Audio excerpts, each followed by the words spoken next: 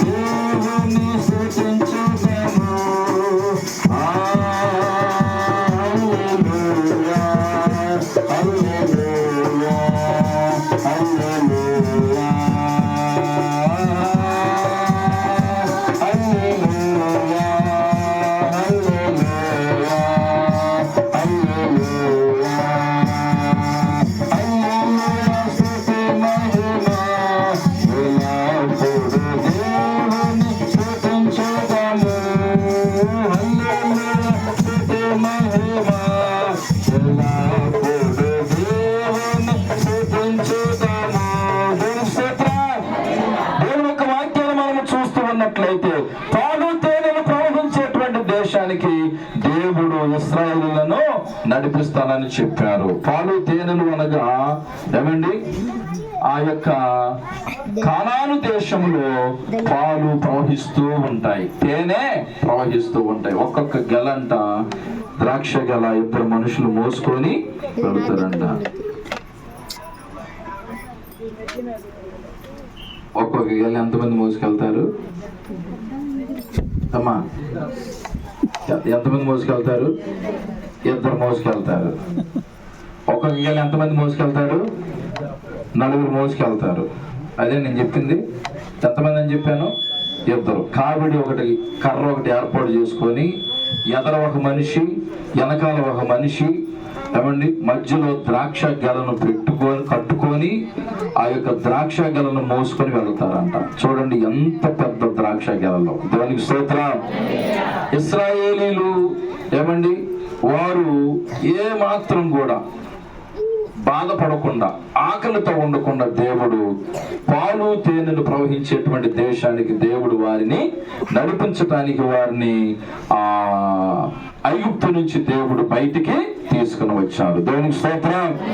దేవుడు కూడా 24వ సంవత్సరంలో నుంచి ఈ 25వ సంవత్సరంలోనికి దేవుడు నడిపించటానికి, పాలు తేనెలు ప్రవహించేటువంటి దేశంలోనికి నడిపించటానికి, ఏమండి, అదే విధముగా మన్నాను కురిపించేటువంటి, అదేవిధంగా ఆకలి తీర్చేటువంటి ఈ సంవత్సరంలోనికి దేవుడు నడిపించటానికి మనల్ని ఆయన తీసుకొని వచ్చారు. దేవునికి స్తోత్రం. దేవునికి స్తోత్రం. అదేవిధంగా దేవుని యొక్క వాక్యాన్ని మనం చూస్తూ ఉన్నట్లయితే 11వ అధ్యాయం 10వ వచనం చదువుకుందాం. 11వ అధ్యాయం 10వ వచనం. మీరు స్వాధీనం పరచుకునబోవు దేశము మీరు బయలుదేరి వచ్చిన ఐగుప్తు దేశం వంటిది కాదు. అక్కడ నీ విత్తనములు విత్తి కోర తోటకు నీరు కట్టినట్లు నీ కాళ్ళతో నీ చేలకు నీరు కట్టితివి. మీరు నది దాటి స్వాధీనపరచుకున్నటకు వెళ్ళుచున్న దేశము కొండలు లోయలు గల దేశము. అది ఆకాశ వర్ష జలములు త్రాగును. అది నీ దేవుడిని యెహోవా లక్ష్యపెట్టు దేశము.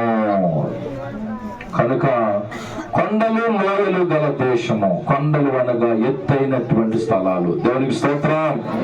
ఎత్తైనటువంటి ఉన్నతమైనటువంటి స్థానంలో, ఉన్నతమైనటువంటి శిఖరాలకు దేవుడు ఈ సంవత్సరం మనను నడిపించును గాక.